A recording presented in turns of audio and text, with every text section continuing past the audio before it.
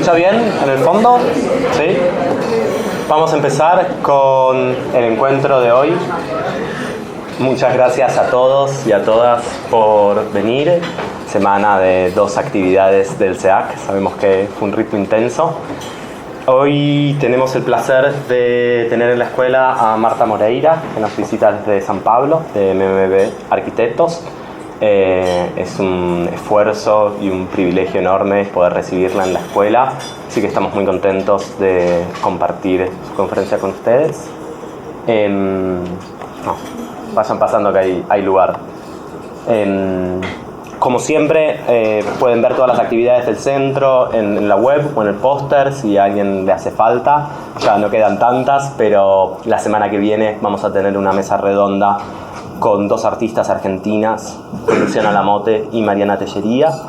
Y la semana siguiente a esa, dentro de 2 semanas, vamos a continuar con nuestro ciclo de conferencias magistrales con la visita de Florian Hindenburg y Jing Liu del estudio de Nueva York Soil.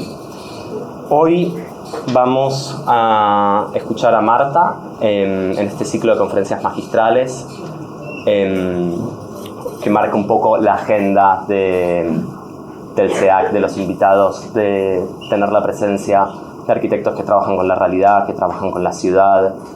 Me acabo de dar cuenta, un segundo, que me falta el guión de hoy. La introducción de nuestra invitada va a estar a cargo de Ignacio Montaldo, profesor de la escuela.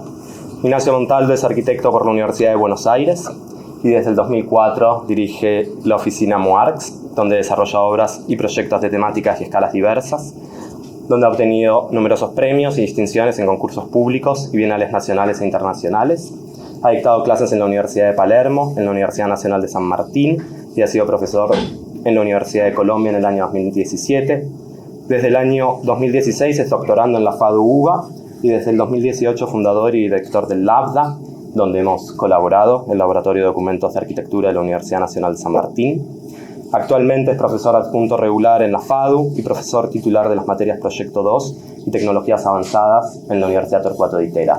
Le cedo la palabra para presentar formalmente a Marta.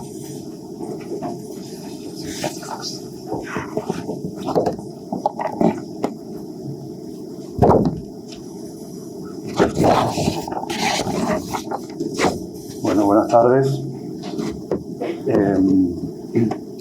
Tengo el honor hoy de presentar esta tarde a una arquitecta a quien admiramos y respetamos profundamente. Marta Moreira es una arquitecta paulista, graduada en la FAUSPI en el año 1987. Su amplia producción ha sido reconocida a través de múltiples premios nacionales e internacionales, entre los que se destacan proyectos para edificios institucionales, equipamiento social e infraestructura urbana. Resultado de un trabajo que propone un enfoque que busca potenciar la dimensión pública intrínseca en la arquitectura y el urbanismo, con el objeto de contribuir a la construcción de urbanidad en las ciudades donde opera. Acercarse al trabajo de Marta implica entender una labor, un hacer, que se mueve sin solución de continuidad entre el ámbito académico y el profesional. Esta forma de pensar y trabajar conlleva una postura reflexiva y crítica en la práctica de la arquitectura, participando en el ámbito profesional, cultural y académico, proyectando edificios, organizando seminarios, desarrollando planes urbanos, diseñando mobiliario, coordinando una escuela de arquitectura, construyendo garajes subterráneos o paradas de peaje, diseñando eventos culturales y exposiciones, dirigiendo obras y construcciones. Marta se desenvuelve en estos mundos desde su oficina MMBB Arquitectos, fundada en el año 1991, y que dirige junto a sus socios Milton Braga y Fernando Melo de Franco, y que actualmente dirige también junto a María Joao Figueiredo. A la par, desarrolla su actividad académica en la Escola da Cidade, en Sao Paulo, desde el año 2002 como profesora de proyectos y desde el año 2008 como miembro de la Junta Ejecutiva y Coordinadora. En una primera mirada podemos inscribir el trabajo de Marta en un contexto contemporáneo, pero en continuidad con lo que la historiografía llamó la Escuela Paulista, término con el que comúnmente se reconoce gran parte de la producción moderna de la arquitectura proyectada y construida en San Pablo. Es así que podemos entender el trabajo de Marta y de la oficina MMBB como un proyecto que no parte de la tabula rasa, sino que se produce en continuidad con los arquitectos que los precedieron, con el trabajo de los demás, que es parte de la idea de este ciclo, en un linaje que transita la obra de arquitectos como Vilanova Artigas, Rino Levi, Oswaldo Bradke, Dina Bobardi, entre otros, y particularmente el trabajo del arquitecto Paulo Méndez da Rocha, con quien han colaborado intensivamente y en múltiples oportunidades entre el año 1995 y 2001 y 2021, fecha de su fallecimiento. Pero también podemos inscribir el trabajo de Marta en el marco de una conversación contemporánea con los arquitectos de su propia generación y de su misma ciudad, con quienes mantienen una serie de relaciones y vínculos que se retroalimentan tanto desde las propias obras como desde el trabajo en el ámbito académico, con arquitectos como Angelo Bucci, Álvaro Puntoni, José Paulo Gueva, Vinicius Andrade, Marcelo Moretín, Franco Fanucci y Marcelo Farrás, entre otros. Es así que podemos encontrar en esta conversación colectiva una forma de abordar el proyecto en donde se destacan aspectos comunes en relación a la forma en que afrontan la relación con el territorio del paisaje, con las técnicas constructivas y con una idea de ciudad.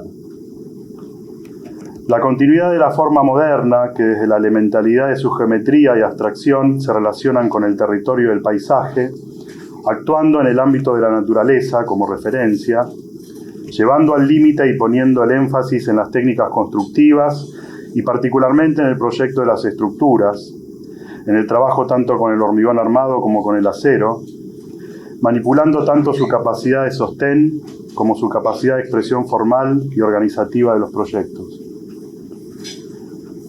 Por último, quizás como un contrapunto que puede complejizar esta idea de que los europeos obedecen a la historia y los sudamericanos a la geografía, podemos destacar en el trabajo de Marta Moreira y el estudio de MMBB una profunda vocación de construir la ciudad, transformándola sin prejuicios, a partir de una idea de ciudad que incluye a los otros, que se sustenta desde lo público, entendiendo los edificios como infraestructuras públicas, organizados para activar la vida urbana, la convivencia y el vínculo con los otros, con lo diferente, a partir de espacios que redefinen y generan nuevos contratos entre el interior y el exterior, entre el adentro y el afuera, entre lo público y lo privado. Probablemente, una de las grandes virtudes en el trabajo de Marta es que la radicalidad de las estructuras propuestas, la rigurosidad técnica y la flexibilidad de los espacios generan infraestructuras públicas que dan cabida y libertad plena a la vida misma. Así que muchas gracias, Marta, por estar aquí hoy y te pasamos la palabra.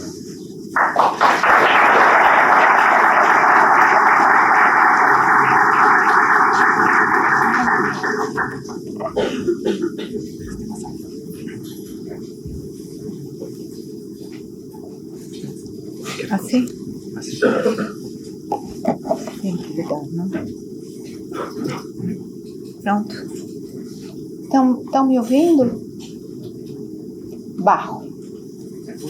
¿Se escucha? Un poco más fuerte. Mais forte, perfeito. Se não escutam, podem me dizer, ok? Bom, é um prazer enorme estar acá. Tá bajo?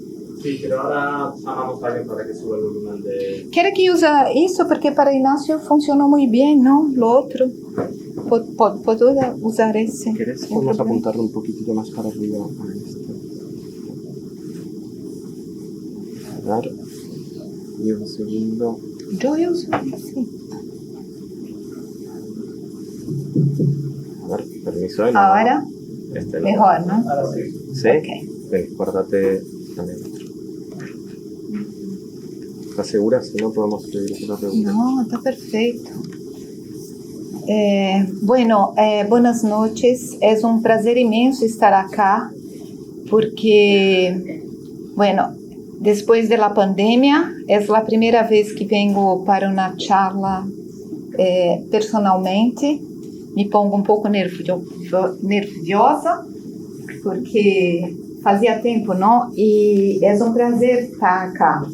Es un placer estar nessa escuela que yo no conocía.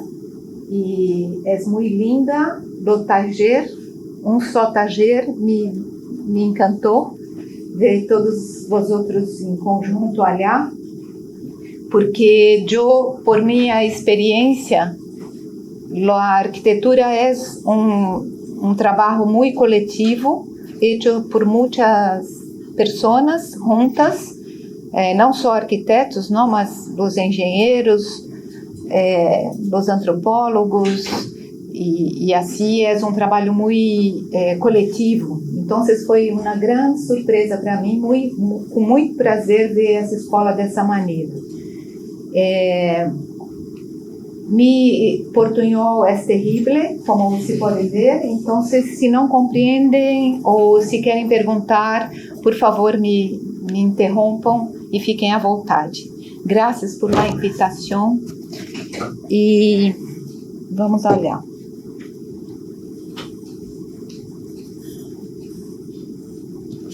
Bueno, vou começar por essa imagem porque é uma imagem de São Paulo vista da ventana de Copan. Copan é esse edifício muito grande de Niemeyer no centro da cidade. Então, esse é o contexto em que trabalhamos em São Paulo, uma cidade de 20 milhões de habitantes, não? E aí, os projetos que trouxe para falar com vosotros são a partir de um pressuposto que conversei com Javier e que são mais centrados em la pré-existência. Nós outros arquitetos sempre trabalhamos com la pré-existência, não? Mesmo quando trabalhamos em um terreno, um lote que não há nada, estamos trabalhando com a pré-existência, seja por la condição geográfica do lugar, seja pela condição cultural do lugar e tudo isso. Pero tentei centrar em projetos que falam fortemente de uma pré-existência construída no lugar, não? E de escalas diferentes. Então, eu peço por que tem uma escala, é um projeto que não foi realizado ou construído, pero que me gusta muito de falar porque é de uma situação que segue sendo um grande problema na cidade de São Paulo e acho que é um assunto muito, muito importante para nós outros continuarmos, não? Esse projeto, essa imagem que estamos vendo é de uma favela em São Paulo, que é Paraisópolis, que tem uma comunidade de 70 mil habitantes e que é muito consolidada, com uma comunidade muito organizada e muito forte. E São Paulo tem essa condição, não, de uma diferença social gigantesca. Então, essa foto é muito emblemática, muito famosa, não? Porque há uma parede que divide dois mundos completamente díspares, né? De uma forma muito gritante. Paraisópolis é uma ocupação que começou como uma ocupação informal, segue sendo uma ocupação que está muito apartada da cidade e é muito densa. E foi aqui que se vê, né, lá no terreno onde foi implantada, onde começou essa ocupação, é um terreno de uma topografia muito acidentada. Então, é muito denso e cruzando essa ocupação se vê um rio, um arroio, que é o Antonico, que é justamente a causa de começar essa reflexão urbana, Então se vê o arroio que cruza em la diagonal, esse tecido que é uma topografia muito acidentada, pero hicieron essa primeira ocupação como uma divisão desse terreno que não tem nada a ver com a topografia, não? Uma retícula completamente irregular posta numa topografia completamente acidentada. Então, começou assim a ocupação. Vou vir para trás, perdona. E Antonico é esse arroio que corta nessa situação. Então, quando há... se querem sentar, à vontade. Podem passar e sentar, não há problema nenhum. Essa situação que quando chove muito fortemente, as casas se vão porque é uma situação impossível, não? Então, ou acá, né, como se vê...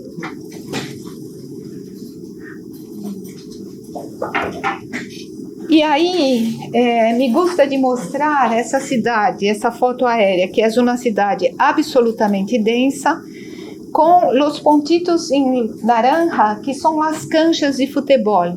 Então, é muito importante nessa foto de perceber que a casa é uma urgência imediata. Então, qualquer lugar vazio é uma casa, não, que potencialmente se constrói.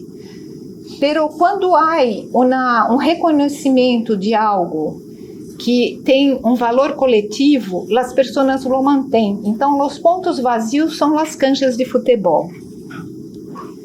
Acá em Paraisópolis também tínhamos essa questão, porque o rio necessitava de uma área maior para poder, com as grandes chuvas, se ampliar. Pero as casas são, como eu disse, uma urgência, então se constrói sobre o rio. Como fazer para garantir, porque se pode chegar lá e dizer, vamos remover todas as casas que correm um risco estando nessa situação. Pero na semana seguinte, outras casas serão construídas ali. Esse espaço só se quedará vazio desde que se construa reconhecimento por parte das pessoas de que, sendo um vazio, é um valor. Senão, porque as pessoas o mantêm, senão é quase que impossível. Então, definimos algumas estratégias de como construir, junto com as pessoas, esses valores que poderiam ser reconhecidamente o que garantiria que não se ocupasse novamente o rio. O carro, a presença do carro na situação era algo que achávamos que não deveria haver. A bicicleta e caminho para as pessoas, sim.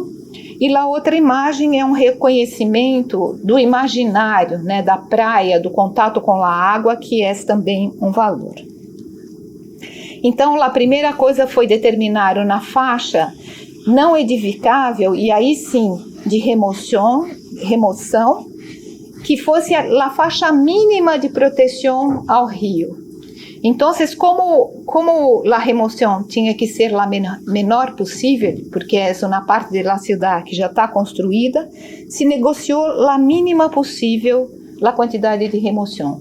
E acá tem uma coisa interessante também, porque é um projeto que habla de um território que não tem um limite físico conhecido, porque as casas são tão construídas, uma relacionada à outra, que quando se tira uma casa, talvez se tire 3, 4, porque estão uma apoiada na outra. E aí se reconheceu um lugar que era significativo nessa condição da comunidade, que era o cruzamento com a calle, a principal calle de comércio de Paraisópolis, para se criar um vazio, uma praça. E aí esse era o território inicial de trabalho e o reconhecimento do rio, a hora que eu estava falando de estratégias, porque esse é um projeto que, como eu disse, com uma equipe multidisciplinar muito grande, estávamos fazendo, e era um projeto de imaginar estratégias, não só do ponto de vista do desenho pero do ponto de vista de como hacer. Então, a estratégia primeira era criar um valor inquestionável, que era um caminho na ligação importante com o transporte de alta capacidade da cidade. Porque, na verdade,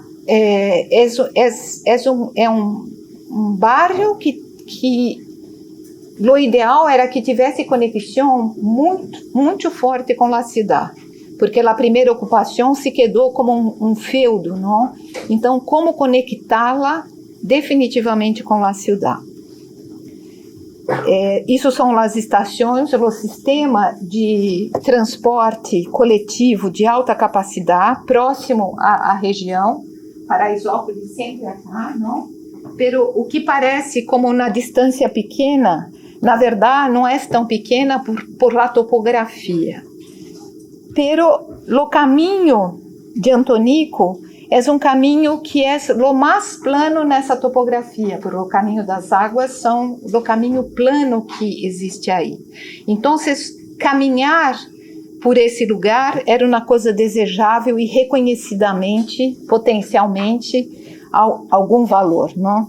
Essa conexão. A outra coisa foi pensar em la ciclovia, o sistema de ciclovia de la ciudad, porque também o caminho plano do rio poderia permitir a circulação da bicicleta. E aí se propõe, no percurso de Antonico, uma extensão e uma ligação com a ciclovia, com o sistema de ciclovias da cidade. Depois, está dando para me compreender ou estou falando muito perfeito? Espanhol perfeito. A estratégia 2, criar um valor simbólico.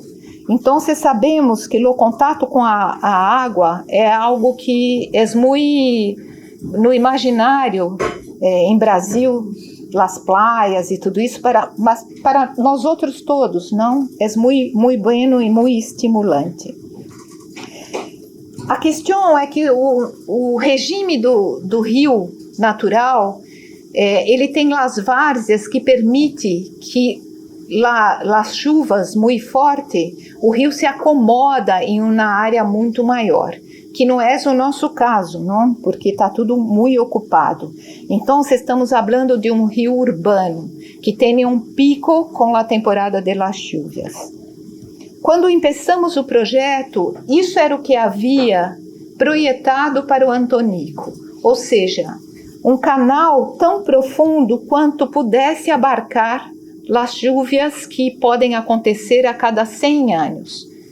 Produzindo isso, não? Produzindo na situação de um enclave em la ciudad, que as pessoas não conseguem ultrapassar. E também que o contato com a água segue sendo muito distante. Então, o que imaginamos, junto com os engenheiros hidráulicos, essa é a situação do Antonico, era criar um doble canal, um doble caminho para as águas. Então, existe um canal superficial que garante o contato com a água e que é a quantidade de água que não é perigosa, ou seja, que é desejável, e um segundo canal inferior que complementa o sistema. Então, com as chuvas que vêm a cada 10 anos, a cada 100 anos, o sistema como um todo pode abarcar essa quantidade de água sem risco. E, ao mesmo tempo, garantir que a água não desapareça, não? Essa é a região, né, de Paraisópolis. Como vimos, há uma diferença muito grande social. Então, o entorno de Paraisópolis é muito menos chuva, água contribuinte, porque são uma ocupação muito menos densa. Aí o Antonico e os diagramas, não, com o canal superior, as chuvas, a vazão de base que se chama, que são as chuvas normais, uma chuva que pode acontecer a cada 10 anos e que acaba preenchendo a capacidade desse canal superficial e depois, quando se empeça a completar o canal inferior, como se fosse um ladrão. Em português falamos ladrão, como se fosse um extravasor, não? E aí com todo o sistema hieno. Depois, a estratégia 3, que é tornar legível e ativo o espaço livre público. Uma vez que conquistamos uma condição desejável, não? Porque hoje o rio, o arroio é como isso. Todas as casas dão as costas para o rio, porque é algo absolutamente indesejável, não?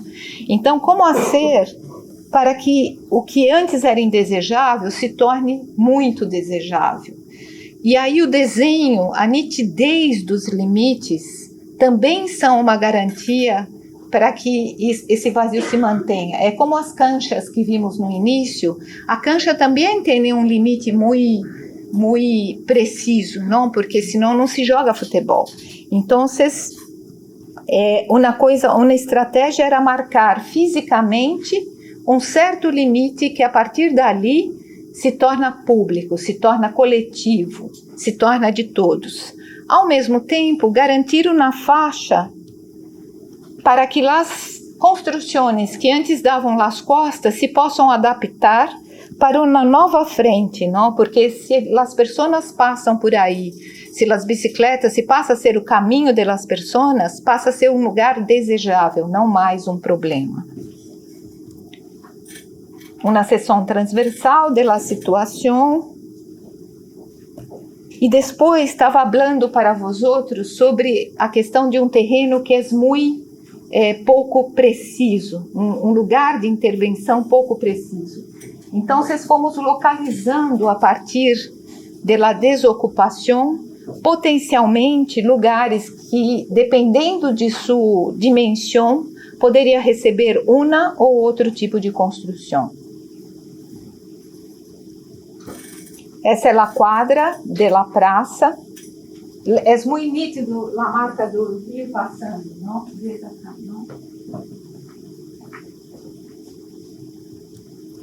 E a ideia, então, de um lugar específico, muito significativo, abrir um vazio maior, não? Então, como disse, é um projeto que não foi implantado. Eu penso que pode vir a ser-lo ainda, né? Depende, é um projeto que foi contratado por la municipalidade, porque segue sendo um problema. Antonico continua lá, quando vem as fortes chuvas e tudo isso, não? E acho que é interessante falar desse projeto, porque, não desse, do outro, não? Porque é isso, né? É uma reflexão que combina uma série de estratégias, e acho que quando nós outros nos pusemos a pensar, coloca a arquitetura num lugar que é um conjunto de coisas, não? Como o arquiteto tendo a condição de imaginar estratégias. Não é só uma questão de desenho, mas muitas vezes de como articular a possibilidade da implantação, ou mesmo da criação, não de um projeto, até de uma demanda. E isso não se hace sozinho, se hace multidisciplinarmente e se hace coletivamente, e principalmente com a comunidade que lá existe, não? Que não é fácil, não? A construção de um processo de participação, não sei, é muito difícil que seja realmente efetivo, não? E muito, absolutamente necessário. Bom, esse segundo projeto trabalha com a pré-existência, agora, falando um pouco de patrimônio, que também é um projeto que não foi construído, pero que é interessante por essa questão, não, da preservação e do patrimônio, como se hace uma intervenção numa pré-existência que tem um valor a ser mantido. E sim, porque vou falar de SESC no final, que é um edifício que tem, por outros motivos, né, interesse em se manter, pero não como acá, porque A casa que estamos vendo aqui está completamente destruída, não? Pero hace parte de um conjunto muito importante. A gente está falando do centro histórico da cidade de Salvador. Não sei se vocês conhecem, na Bahia, no nordeste do Brasil. Então, é um conjunto barroco, histórico, colonial, muito importante. E havia essa casa que estava praticamente destruída, pero fazia parte desse conjunto e tinha que ser preservada. A cidade de Salvador tem uma configuração muito portuguesa, para quem conhece Lisboa, não? A cidade alta e a cidade baixa. A cidade alta é a cidade histórica, né? São a primeira implantação no alto. A cidade baixa é a cidade moderna, a cidade do porto, dos serviços. E a casa está justo na fronteira, por isso que é uma condição bastante particular, justo na fronteira entre a cidade histórica e a cidade moderna. Aí se vê, percebe incluso, então, acá há uma diferença topográfica importantíssima, né, no limite da cidade alta com a cidade baixa, e da cidade histórica a ser preservada e a cidade nova, que é o porto e tudo isso. Essa é a vista da terraça da casa, olhando a cidade histórica, acá, e da mesma terraça, olhando a cidade nova. Então, essa fronteira entre uma situação e outra foi o que nos encantou nesse projeto, particularmente. E como lidar com isso. Então, se vê lá a cidade histórica, a diferença topográfica muito grande, do conjunto histórico, novamente a casa. E aí adentro, completamente destruída, e só se mantinha essas viga. Fácil. As vigas que são importantes porque, de novo, as paredes laterais das casas, porque só havia as paredes laterais e a frente, não? Essas vigas, porém, estavam lá segurando todo o conjunto, que não é só a própria casa, mas são as casas vizinhas também, porque parede com parede, muitos anos, elas acabam trabalhando juntas. Então, o que queríamos era criar uma situação onde dentro da casa se pudesse perceber as duas frentes, tanto a histórica quanto a moderna. E aí, para isso, hicimos uma ocupação com a estrutura em acero, que pudesse ser montada dentro da casa e que os níveis não se encontrassem com os níveis originais da casa, porque a estrutura antiga só seria removida depois de posta a nova estrutura com seus reforços para que não houvera a queda das paredes laterais. Então, é um programa de uma casa, o clima em Salvador é muito caliente, a perspectiva que teníamos de ter a dupla frente de dentro da casa, essa sessão é de dentro da casa, mirando a cidade histórica, de dentro da casa, mirando a cidade moderna. Então, que se pudera ter essa dupla visão e essa dupla percepção dessa fronteira. O primeiro piso é como um jardim, transformamos em uma praça com la pileta, então era tudo aberto, sem ventanas ou tudo isso. Havia já uma pequena construção na diferença, porque havia um pequeno desnível. A sessão, então, transversa agora em outro lugar, não? Passando por la pileta. O nível acima, então, havia esse sistema de escaleiras centrais, de escadas centrais à casa. Então, esse primeiro nível, que, como eu falei, não coincidia com o nível original, porque o pé direito, a distância piso-teto era muito, muito maior. é a parte social da casa. Depois, os quartos, que também não se aproximam da fachada histórica, porque as ventanas, que eram muito grandes, se relacionavam com os níveis originais, então se aparta e tem um fechamento adentro. E o terraço como último nível, e depois a fachada, que é a cobertura, não? Que dizemos a quinta fachada, não? Que também teria que ser mantida como volume.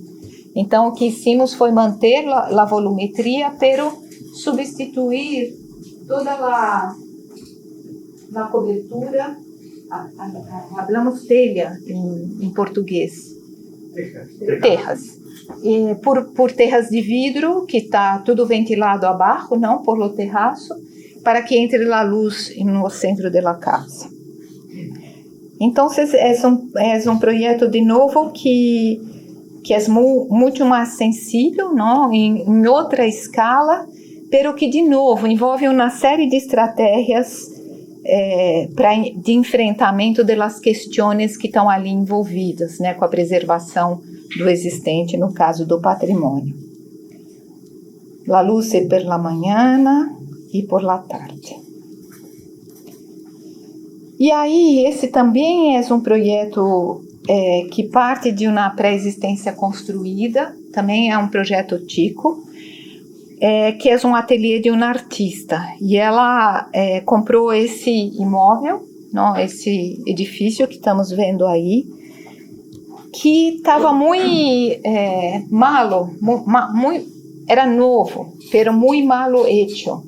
Quando tiramos todo o forro, descobrimos que a cobertura ia se cair a qualquer momento, porque a estrutura estava muito mal hecha, e havia esse mezanino que dividia o espaço em duas condições diferentes.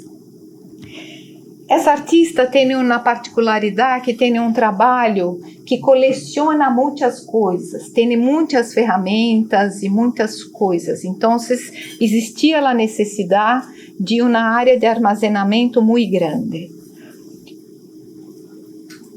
A primeira coisa que hicimos foi a substituição da cobertura, porque era impossível recuperar a cobertura que estava posta lá. Então, era uma cobertura metálica, mudando ligeiramente a geometria, hicimos como que um lanternim no sentido longitudinal.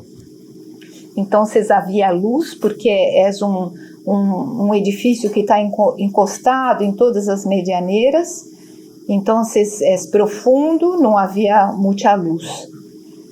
E a outra coisa que pensamos foi fazer com que esse grande área de armazenamento fosse a única peça que organizasse todo o programa que estava ali posto. Então, é uma construção em CLT que foi montada muito rapidamente, muito sencilla, e que hace a organização de todos os espaços. Acá, na vista, então, esse móvel tem esses dois pizarrões que organizam um certo fechamento e que também é uma superfície de trabalho, e tem uma outra parte que está voltada para a parede, que é a parte de serviço. De novo, né, acá isolado o móvel, o mezanino que hace, então tem um trabalho mais pesado e mais sujo no ateliê, pero nesse nível superior um trabalho mais limpo. A situação dos pizarrões, a armazenagem, então todas as coisas que ela tem e que necessita para trabalhar.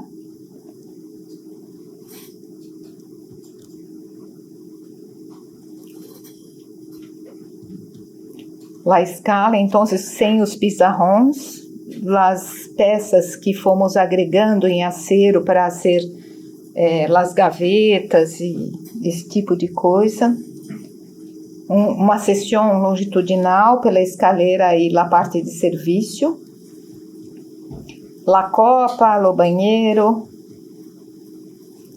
A construção não encostava em nenhuma das medianeiras, porque o CLT tem uma precisão, né, de construção, a parede tinha imperfeições, então decidimos simplesmente não tocar.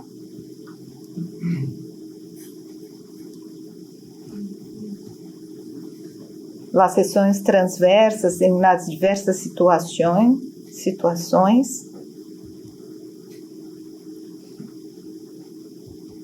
A situação do mezanino, que também cria a possibilidade de vista do trabalho, não, de ver por cima o que está sendo produzido, que era uma questão para ela também.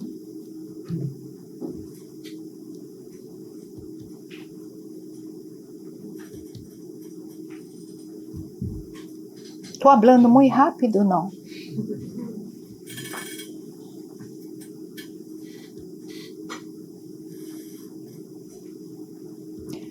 Lá frente, então, que cambiamos, havia não sei se repararam, na construção existente, havia uma viga de acero colocada. Então, a fachada é nova, pero usamos a viga que já estava lá com a possibilidade de abrir uma ventana que rasga toda a superfície, porque o vão já estava resolvido por essa viga existente.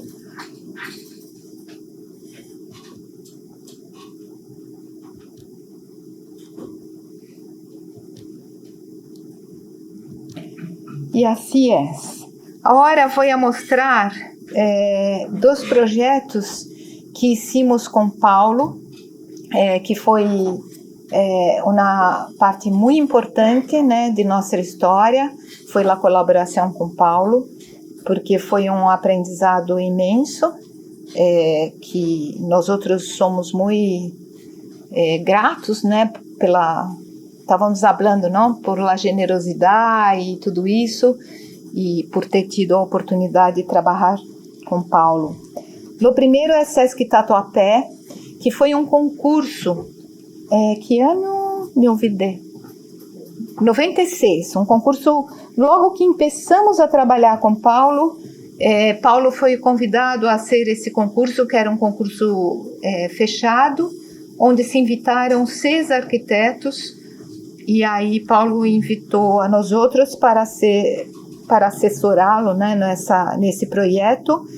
E é um dos projetos mais lindos que hicimos com Paulo, eu penso, me gusta muitíssimo, porque tem todo um raciocínio também muito interessante. Havia a existência dessas duas construções, um galpão acá e outro galpão no outro extremo. Era uma antiga indústria. E aí, Sesc queria se instalar, e isso porque perdemos o concurso, e se isso, o Sesc Belenzinho, que é uma outra unidade de Sesc em São Paulo. E aí, havia então a preservação desses dois edifícios, um edifício industrial, uma linguagem semelhante a esse edifício que os outros ocupam, que é muito lindo, não? Porque é muito bruto. E havia isso, só que uma condição urbana bastante delicada, porque como a ocupação de Sesc, quando é de forma horizontal, são áreas muito grandes, acaba produzindo rejas muito grandes ao longo das veredas, não? Que não é muito legal. Então, como fazer para que isso pudesse ser evitado em la ciudad? Como fazer para que se pudesse ter um controle necessário, pero não restringindo a passagem no nível da cidade? Então, se criou essa grande rua que tem 200 metros, que é uma peça em concreto, em hormigão, que fazia a articulação entre os 2 edifícios existentes e criava a possibilidade de ligação com novos edifícios ao meio do caminho. De tal forma que a cota de la ciudad passava por entre os edifícios, livre, sem sem controle, não? Porque o controle se dava nos limites do edifício, ponte, ou se dava por uma situação de desnível. Então, isso foi um estudo. Essa planta é uma planta que da rua adentro, com suas ligações. Os edifícios existentes são um e outro, e depois novos edifícios para acomodar o programa do SESC, né? O teatro, o restaurante, as canchas e tudo isso. E, de novo, havia uma situação na cobertura, porque se fazia a piscina na cobertura de 2 edifícios novos, e a calle de ligação Paulo gostava de fazer essa imagem que era como a vereda de Copacabana, no Rio de Janeiro, não? Como se houvera essa praia, não? De 200 metros. Isso foi SESC Pompeia. Uma outra sessão, passando pelos edifícios novos, um corte transverso mostrando a situação dessa ponte que se queda ao centro, fazendo toda essa ligação. Ao mesmo tempo, é o lugar onde as pessoas se encontram. Talvez vosotros, se vão a ver o trabalho de Paulo mais a fundo, vão ver que essa solução é uma que se repete, que nunca foi feita por ele, não? Nenhum dos trabalhos foi de fato feito, essa proposição, mas que aparece como uma linda estratégia, seja para fazer essa ligação, ou seja, para viabilizar um contato com a cidade sem rerras, ou seja, para enfrentar uma topografia, um terreno, como no caso da Universidade Vigo, que ele propõe também uma ligação entre Vigo na Espanha, entre os edifícios da universidade, através dessa ponte elevada e tal.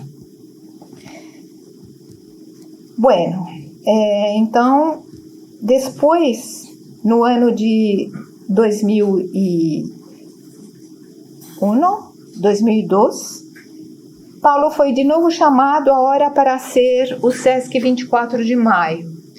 O SESC 24 de Maio é uma reforma de um edifício existente exatamente no Centro Histórico de São Paulo. O Centro Histórico de São Paulo é o centro novo, né, que a gente chama essa região do centro.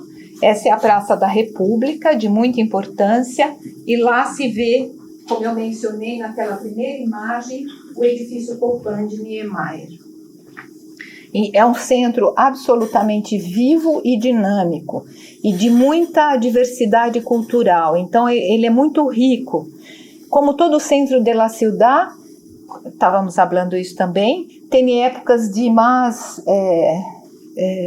desenvolvimento, outras épocas de abandono, pero continua sendo o centro histórico que tem uma identidade muito forte, não? Em la metrópole.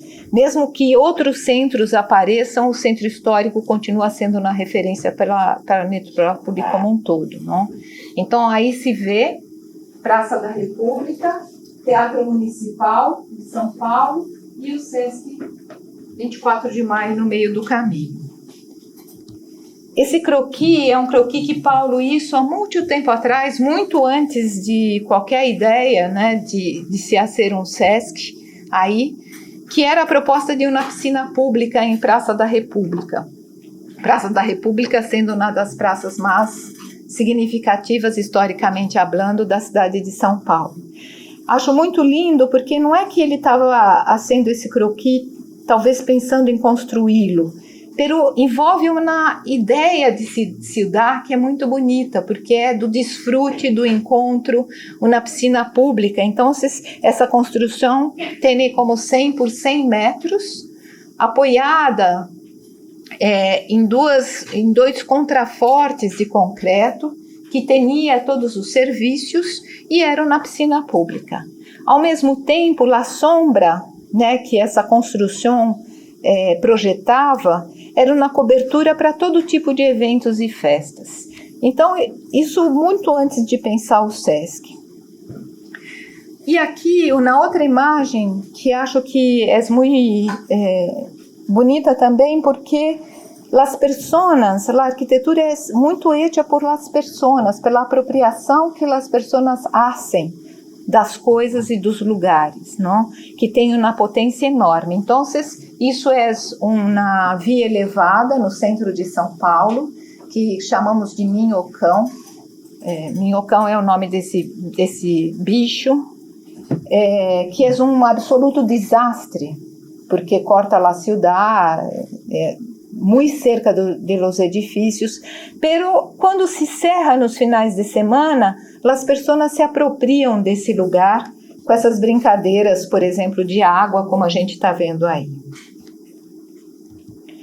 Quando começamos, né, a pensar no Sesc 24 de Maio, no centro da cidade, a piscina é um programa muito forte em Sesc, muito importante. Que a piscina tinha que estar ao sol, né? Paulo dizia isso. A piscina, para mim, tem que estar ao sol, ao vento. E como imaginar essa condição, não, de uma piscina? Porque não sei se essa se acaba, mas em São Paulo, o mercado imobiliário vende apartamentos de luxo que têm uma piscina ridícula em la cobertura. Então, vende isso como um grande luxo. Imaginar ter uma piscina popular no centro de São Paulo, dessa densidade, é muito surpreendente, não? E eu acho que a arquitetura também se faz desse tipo de surpresas e de quanto nos emociona, não, na situação ou outra. Bom, essa imagem é uma imagem de Sesc Pompeia, porque não sei se todos vocês conhecem o que é o Sesc em São Paulo, que tem um papel muito importante. Sesc Pompeia de Lina Bobardi, que também é uma reforma de um edifício existente, um edifício fabril, e aí ela faz essa construção nova de los ginásios, de las canchas e de la piscina, que é muito, muito linda. Sesc tem uma série de unidades em São Paulo, acho que são como mais de 30, e é uma instituição muito, muito curiosa, porque é uma instituição privada, não é pública, pero que trabalha com dinheiro público, porque é toda uma certa porção de todos os impostos que o comércio e serviços pagam, vai para a Sesc, e Sesc provê um serviço incrível para a sociedade. As primeiras pessoas são as pessoas que trabalham com comércio e serviços, que é muita gente em São Paulo, como pode imaginar. Pero o Sesc também tem as portas abertas para a população como um todo. Bem, no caso de Sesc Pompeia, Sesc 24 de Maio, também era a reforma de um edifício existente. Isso que se vê aqui no final é o Teatro Municipal de la Ciudad. É como se estivéssemos falando La Calle ao lado de Teatro Colón, algo assim para vosotros em Buenos Aires. Aliás, não falei no início, pero é um prazer imenso estar em Buenos Aires, que é uma cidade lindíssima. Cada vez que venho, me surpreendo novamente de quão linda ela é. Uma parte. E aí havia esse edifício, que era um edifício existente, que era uma loja de departamentos, Mesbla. E que o edifício estava ocupado no térreo e no primeiro pavimento, no mezanino, como la tenda, e todo o resto do edifício era um edifício administrativo ou de bodegas. Então, a situação era essa. Havia muitas colunas, um teto muito pequeno, como 3,5 metros de um piso a outro. Então, imaginar um programa como o Sesc, adaptar um edifício desses para um programa como o Sesc, era muito difícil de imaginar. Pero não havia nenhum interesse do ponto de vista arquitetônico desse edifício. Mas era um patrimônio construído, estava lá, e a gente sabe que a transformação, a dinâmica da cidade é muito forte, não? e é natural que se transforme. As necessidades ou os desejos, não, de las personas, pero não podemos sempre estar demolindo para reconstruir. Então, era um patrimônio construído allá, e o que nos permitiu imaginar a possibilidade de fazer esse SESC é que o edifício tinha esse vazio central. Então, a partir daí, tudo que está nessa imagem marcado em sépia, raiado em sépia, foi o que foi demolido, porque eram as circulações verticais que já não se poderia mais aproveitar, e tudo que se manteve foi essa proporção de edifício que se desenvolvia mais uniformemente, por 13 pavimentos. E a parte central foi uma demolição e foi solamente de uma cúpula que cobria a tenda abaixo. Bom, nesse vazio é que se construiu uma estrutura nova que se desenvolve por todo o edifício para poder suportar o volume da piscina na cobertura de forma completamente independente do edifício existente, como tinha que ser, não? Essa estrutura, ela se completa em alguns pavimentos se mantêm, então vocês têm esse piso-selo de altura dupla, e se completa em outros pavimentos, tendo um pavimento pleno em torno de 40 por 40 metros. É como um edifício dentro de outro, a construção de um edifício novo dentro de outro. Às vezes, eu faço a fantasia do que significaria agora tirar o edifício existente, pero mantê-lo. Porque foi uma dificuldade esse edifício, pero aí uma imagem da obra, esse vazio central foi muito importante para a obra mesma, porque foi onde se pôde instalar a grua para a construção, uma imagem da construção do tanque da piscina, que depois esse tanque que é em hormigão se completa com a estrutura periférica em acero, que são treliças em acero, para se poder complementar o solário da piscina.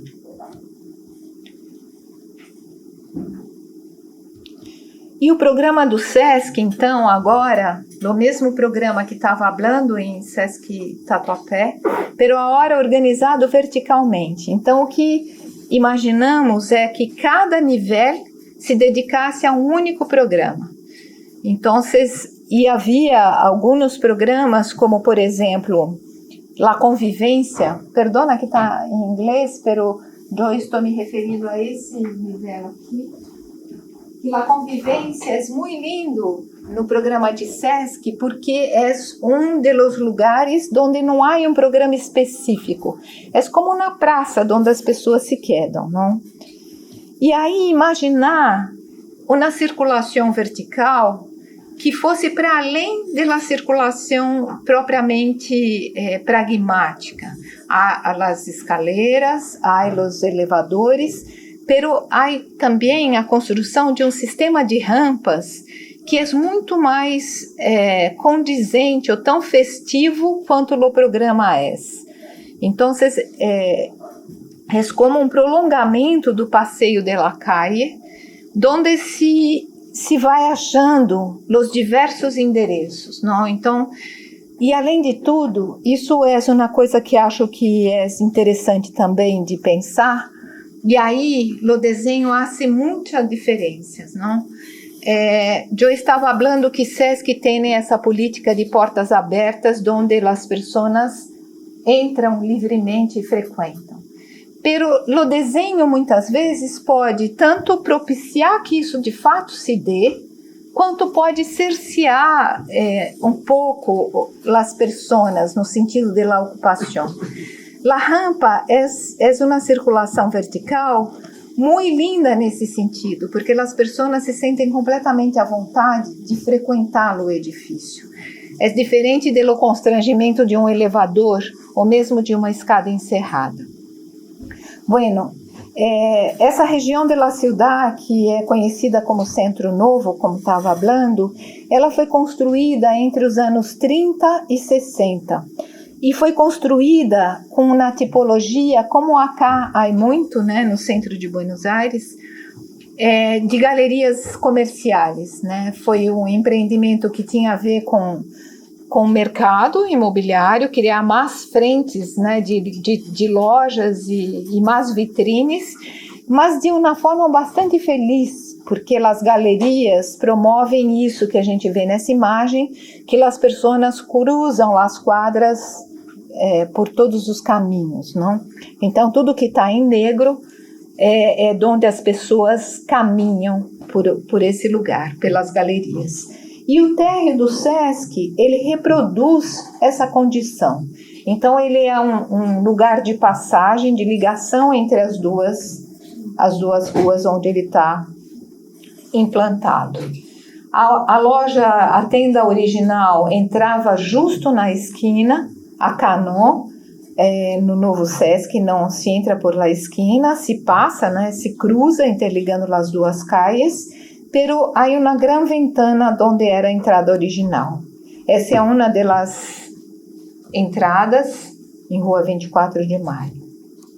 O plano do térreo, que já falei um pouco naquela imagem, pero há uma coisa interessante também para mencionar acá.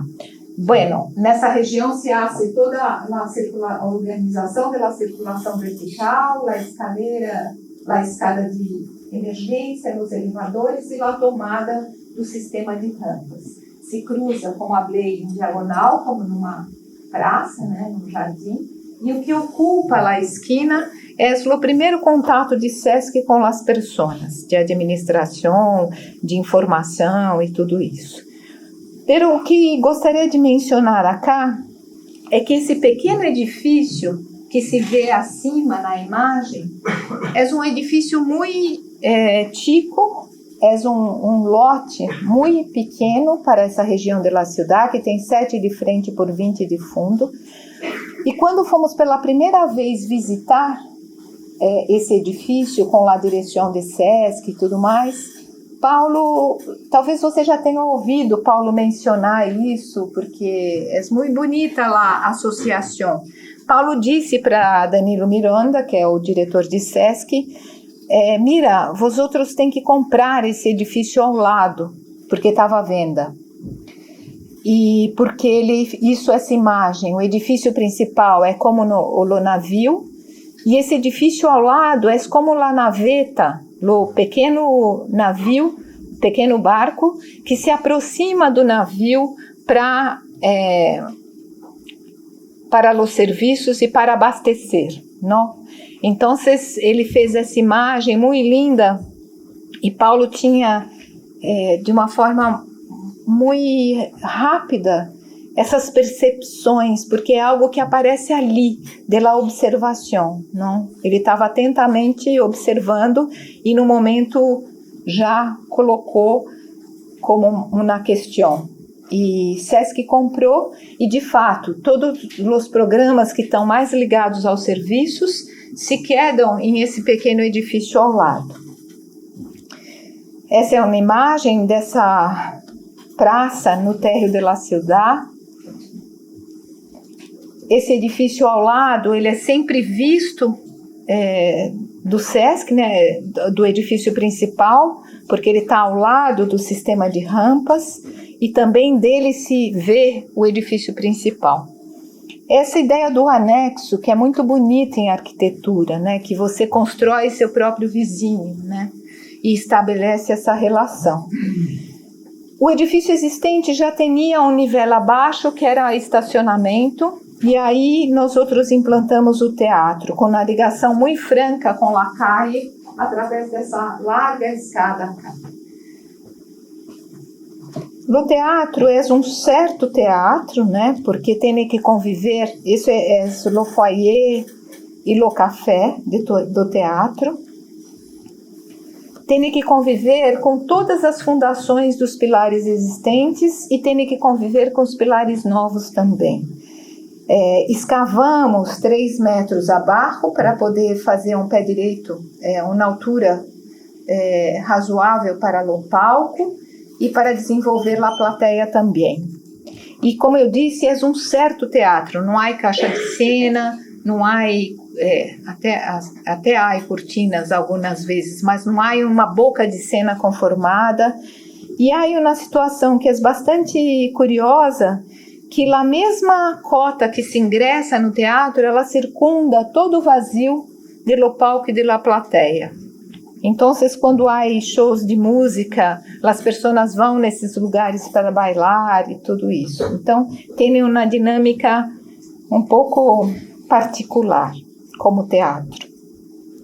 A administração, que fica no primeiro pavimento, e não é por acaso, isso também era uma coisa curiosa, né? Paulo dizia assim, a administração está logo ali para que as pessoas possam ver quem que garante o funcionamento de tudo isso, não? Então não é um lugar escondido, as pessoas que trabalham não sei se gostam muito, não?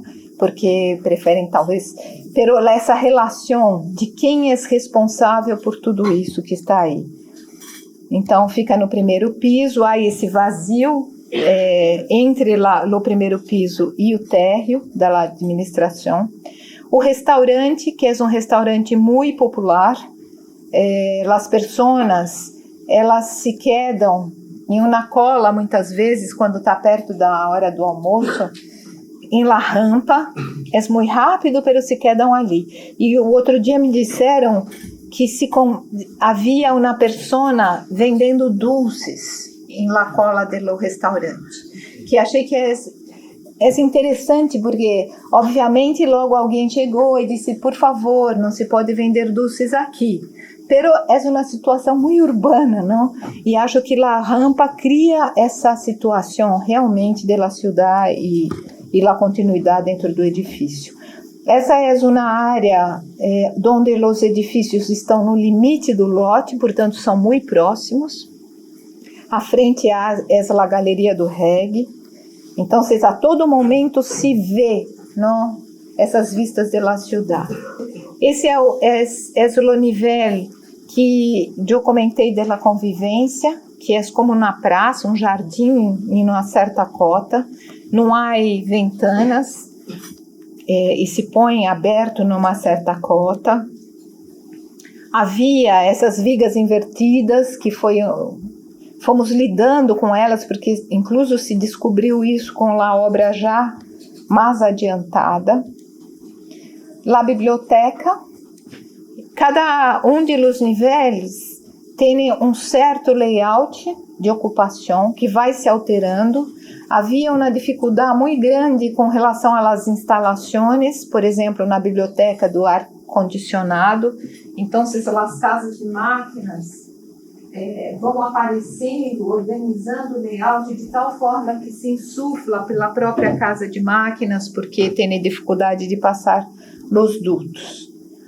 Então, essa é a imagem da biblioteca. A utilização da estrutura, que é tão frequente como suporte para o mobiliário, também foi uma estratégia de transformar uma coluna em algo de utilização. Então, é uma forma de lidar, né, com essa existência. As exposições, que é um andar totalmente livre, as máquinas de las exposições, isso também é uma outra estratégia. Está no andar imediatamente acima, de tal forma que a exposição é um andar completamente livre de interferências, que no centro tem um piso-celo doble, porque esse piso de acima, que são oficinas não, talheres de arte, se relaciona com esse vazio, criando essa situação nas exposições de pé direito duplo. Um dos talheres. Depois, SESC tem esse programa que é completamente à parte de todo o resto, porque tem dentistas, odontologia, que é muito curioso, tem vários consultórios dentários. As instalações, que é uma forma de lidar também com essa condição desse pé direito tão bajo são todas aparentes, e durante a obra nós outros fomos cada vez mais despojando e tornando tudo mais aparente, não? Por exemplo, os quadros elétricos que se vê estavam em um shaft fechado, e durante a obra fomos tirando e tornando tudo um pouco mais bruto. Os esportes que vão ganhando, eu vou mostrar depois, vão ganhando, por exemplo, os esportes têm esse terraço afuera, os vestiários dos esportes que também criam essa situação de doble altura no centro. Na verdade, esses espaços são como uma disponibilidade, não chamamos de esporte, pero uma série de outras coisas podem acontecer aí. E isso que eu mostrei, essa sessão, ela é uma sessão que passa num dos limites do edifício com a medianeira, e algumas vezes o edifício chega ao limite do lote e outras não.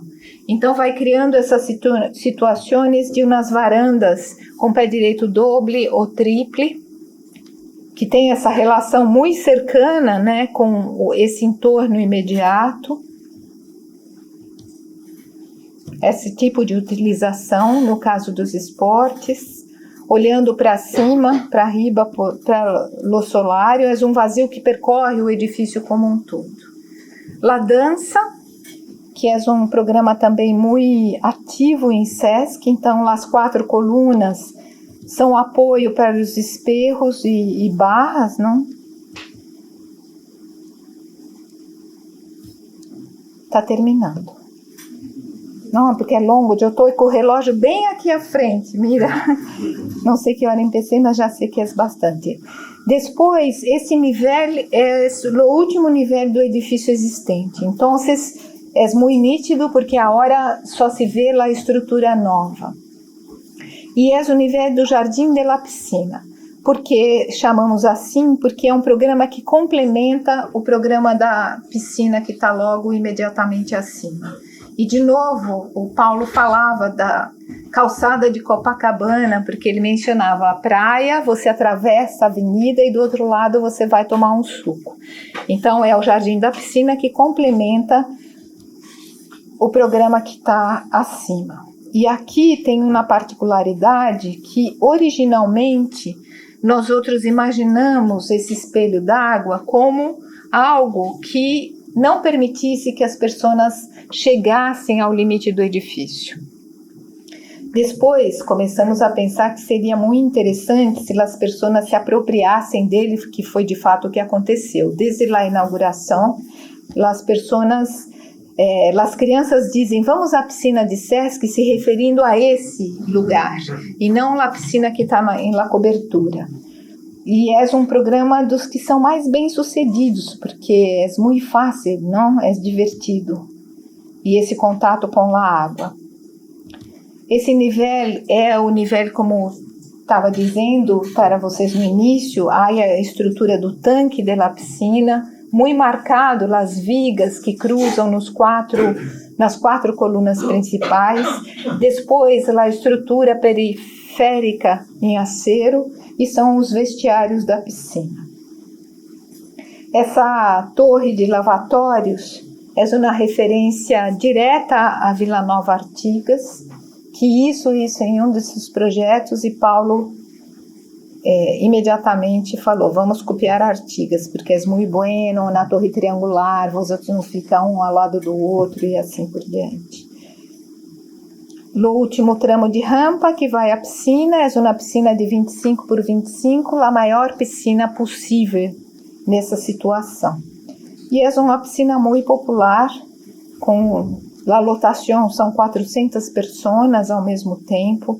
SESC recebe, em média, 10 mil pessoas por dia. Então, é muito vivo, muito intenso.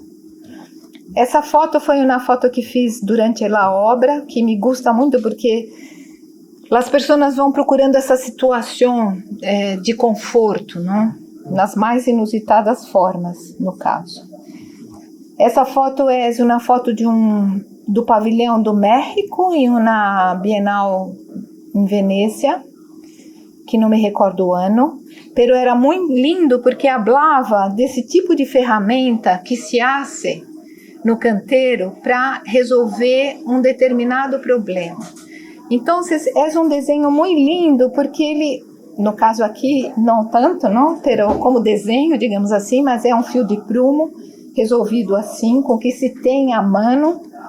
E é um desenho muito lindo porque é um desenho preciso, justo para o que é necessário.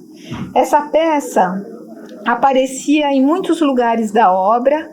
É um tripé, o que é muito bueno para 3 pontos definir um plano, então é muito bueno para esse chão, né, para esse piso muito irregular da obra. E é para fazer o apoio das instalações ou para as mais diversas coisas. Isso nos inspirou muito no desenho do mobiliário, porque SESC convidou também a Paulo, né, e a nós outros para desenhar no mobiliário para a unidade. E aí, levando em conta as 10.000 pessoas, ou seja, existe uma questão muito grande com a manutenção desse mobiliário, a limpeza, a resistência. Quisemos trabalhar com acero e usar a mão de obra que não é propriamente da indústria moveleira, mas da obra de construção civil. Essa é uma primeira maqueta da mesa que tem o tripé como apoio, só que com outra forma de fixação. A mesa triangular, que segundo Paulo era perfeita para as relações afetivas, não sei, ele dizia, lá é perfeita para as articulações, na verdade, porque dá uma série de articulações interessantes. O acero tem essa particularidade, não, porque é elástico, então no desenho tem. A primeira mesa que hicimos era um desastre, porque se fazia assim na mesa, ela tudo balançava, porque tem essa questão da elasticidade do acero. E aí os prototipos foram essenciais para ajustar o desenho de tal forma que isso não fosse tão perturbador. As cadeiras, cilhas, com braço e sem braço, também em acero. O acero tem essa graça das cores, porque se pode pintar, não, a gama de opções de cores. Depois o sofá, que é uma peça muito doméstica, não, como acero, com uma base que recebe diferentes, então o desenho da base, o contraventamento, porque é uma carga muito dinâmica, não? Várias pessoas sentadas. Depois um assento que tem uma geometria também que tem a ver com essa elasticidade e que acomoda a diferente proporção das pessoas. Então, cada base recebe 4 assentos. Lá a situação de poder reverter um assento, que é muito linda, porque você não tem mais a frente e o fundo, não? A peça pode estar no meio de qualquer lugar. E cria a situação que em português é muito lindo, porque chamamos de namoradeira. Então, ou conversadeira. Então, criar esse tipo de solução é um sistema, não, que se pode colocar ou se pode tirar uma peça só de assento para a manutenção, sem comprometer toda a peça do móvel. E se tira um assento e se pode colocar as mesas de apoio. A poltrona ou a cilha é a mesma peça posta em outro pé, que quando se muda a inclinação e se muda o desenho do pé, passa a ser uma outra posição, não, de estar. Gracias.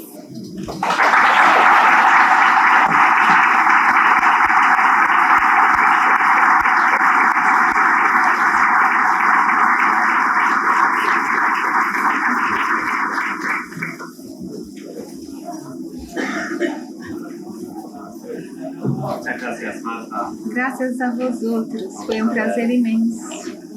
¿Esto se escucha? Vamos a inventar el micrófono de mano para las preguntas.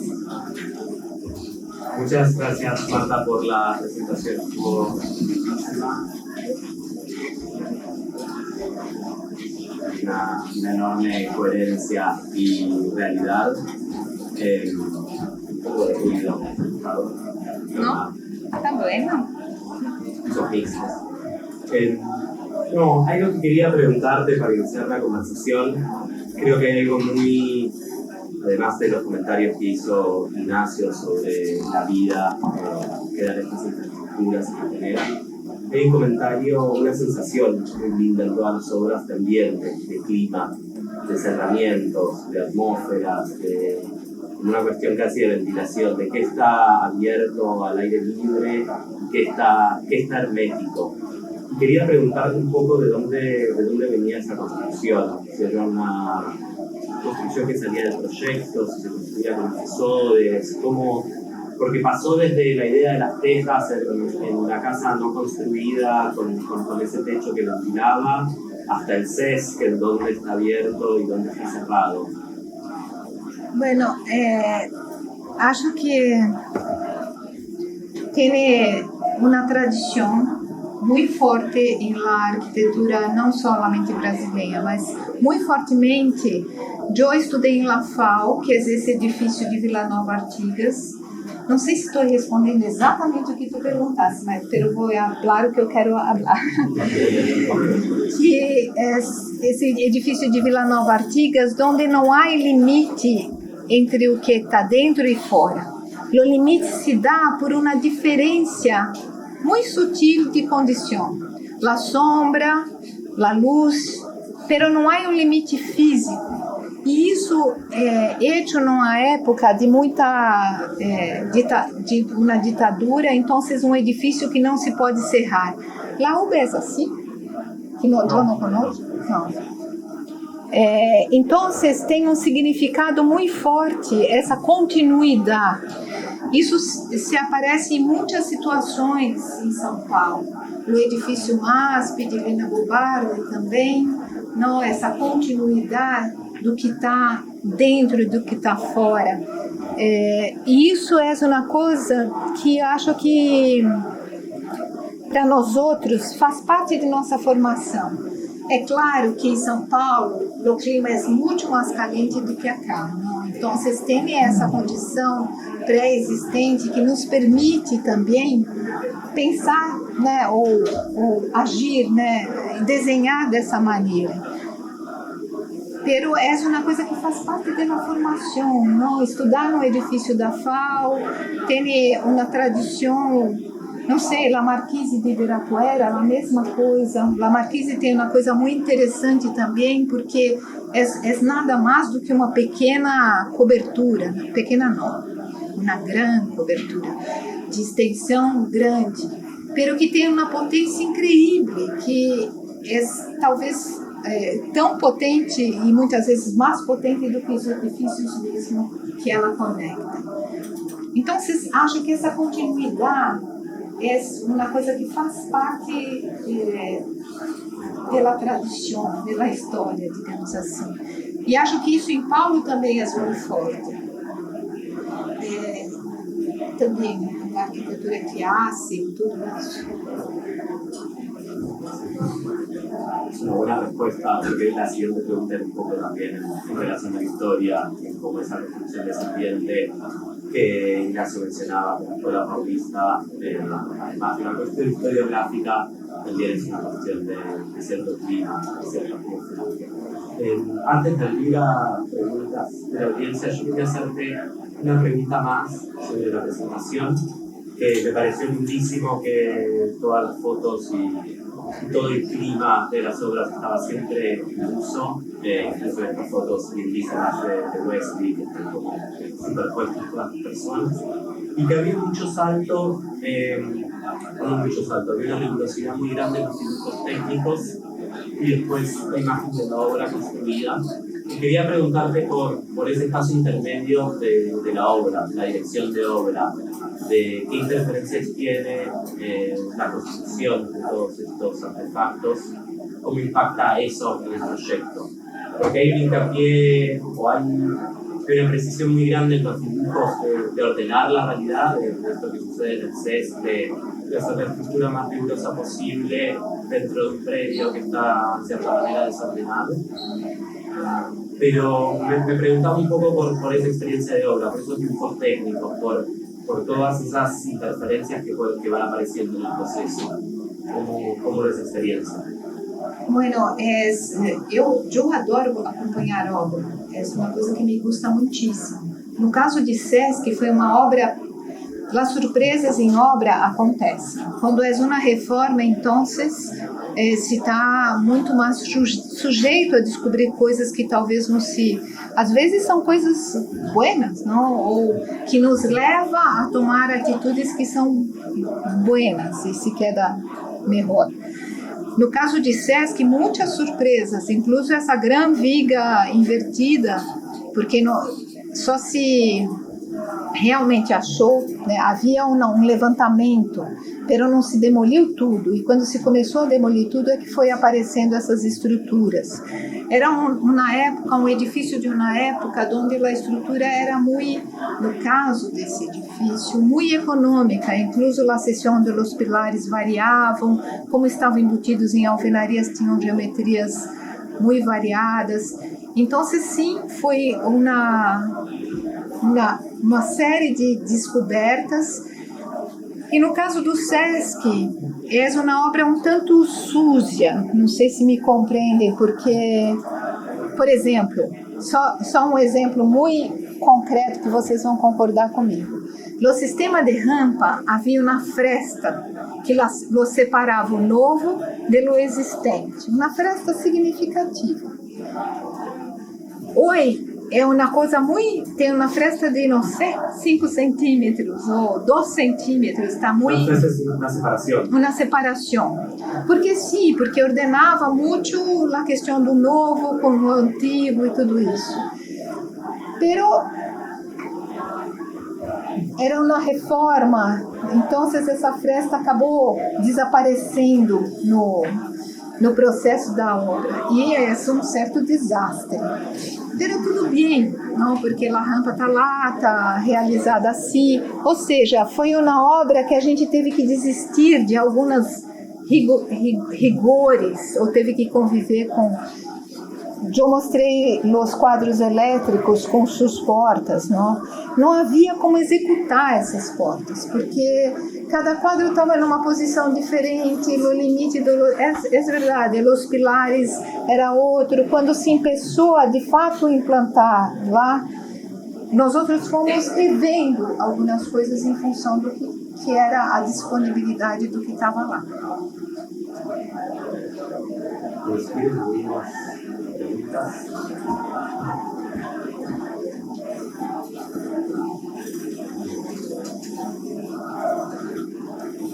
Gracias Marta. La verdad que quería aprovechar esta última pregunta que hizo Javier y acoplarla a algo que descubre en tu trabajo que tiene que ver con el alquimismo. Me parece que hay como una confianza en que la arquitectura va a recomponer finalmente aquello que aparece disuelto y también esa confianza en la preexistencia, ¿no? Me parece que está esa cuestión de poder sacar lo mejor o de aprovecharse de la preexistencia y no al revés, de buscarlas, sino aprovecharse de ellas para generar un mejor clima para lo que vendrá. Bueno, nada, quería saber cómo transitabas ese activismo en la arquitectura, que es muy Brasil, calculo, pero que también tiene que ver con una conciencia plena acerca de poder modificar las cosas con música también. Eu acho que é um otimismo em relação a nós outros, do gênero humano, porque, por exemplo, no centro de São Paulo, ao lado de SESC, há uma série de ocupações que são edifícios públicos em geral, deixados vazios, sem uso, e que os movimentos de moradia foram ocupando de uma forma muito organizada, sabe? E muito bem sucedida. Então, há, por exemplo, uma famosa ocupação de alguns anos, que é a ocupação 9 de julho, que são processos longos de conseguir fazer com que aquela ocupação se torne uma coisa efetiva e que as pessoas de fato se tornem donos daquele lugar para morar naquele centro da cidade. E eu entendo que talvez em Buenos Aires isso também esteja acontecendo, uma série de edifícios que são deixados vazios, com uma infraestrutura toda feita, com uma cidade maravilhosa, com serviços, e no entanto os edifícios vazios, né? Então essa ocupação, essas ocupações são absolutamente legítimas e as pessoas se organizam em torno disso de uma forma espontânea, acho que não é a palavra, de uma forma política em relação a essa questão, né, dessa ocupação. O Paulo gostava de dizer que o Sesc era uma ocupação também, nesse sentido, né, de você ocupar um edifício, uma obra, uma construção que está lá, né, para fazer dela um uso efetivo. Isso está acontecendo no centro de São Paulo e é muito positivo.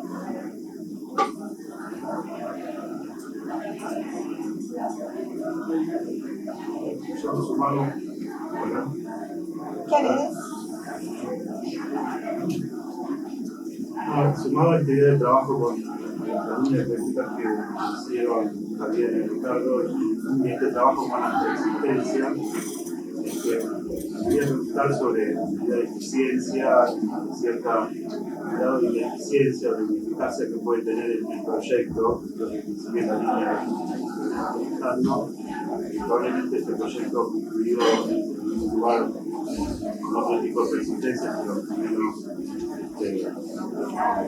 abiertas, podría haber sido diferente, como el proyecto está negociando todo el tiempo con esa resistencia, esa negociación genera cierta ineficacia en algunas cuestiones que un proyecto de cero seguramente hubieran sido distintas, se le parece la invertida, ese espacio que se está usando ahí, o la relación de la posición de las columnas, o si es un suelo que no puede generar una fosa o una cantidad de células de temas que van apareciendo, que por ahí producen determinado tipo de riqueza espacial finalmente.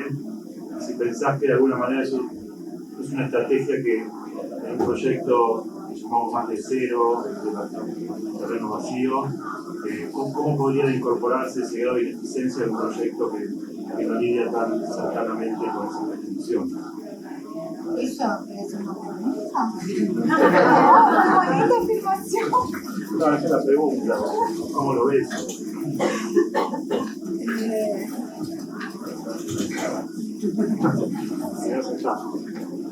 Não, eu penso que, sabe, muitas vezes se diz, e é verdade, do ponto de vista imediato, não?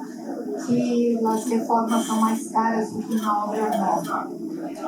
Pero quando visto de um ponto de vista absolutamente imediato, quando se compara um valor com outro valor. Pero quando se coloca em toda a conta, tudo que está involucrado, porque de onde vai, a gente sabe, né, todo o entulho dessa demolição, como é que se tira desse lugar da cidade, sabe, quando coloca tudo isso na conta, em um patrimônio que está ali construído, o que significa em termos de mobilização, se pôr abaixo, coisas assim. Não foi isso que você perguntou, eu sei. Pero eu acho que faz uma diferença. Eu acho que se fosse uma obra nova, jamais seria assim. E é interessante, porque é do enfrentamento, muitas vezes, acho que na arquitetura e no projeto, é do enfrentamento das questões que se colocam, né? E isso com a pré-existência, com o edifício que já está lá, vem muito fortemente, é desse enfrentamento que surge o interesse, eu acho. Dessa resolução de problemas, né? De uma estratégia que possa dar uma resposta a uma situação já colocada, né? como no caso do SESC. Como é que você coloca a piscina na cobertura de um edifício existente? Você conseguir antever que, sim, o vazio permite, então, uma estrutura independente e assim por diante. E, portanto, vai completando porque tem que escurar os pilares e contraventar, né, naquela distância toda. E quando você completa, você passa a ter um lugar pleno. Então, eu não sei, acho que é desse enfrentamento que surge esse interesse, que é um pouco diferente de quando tem o vazio.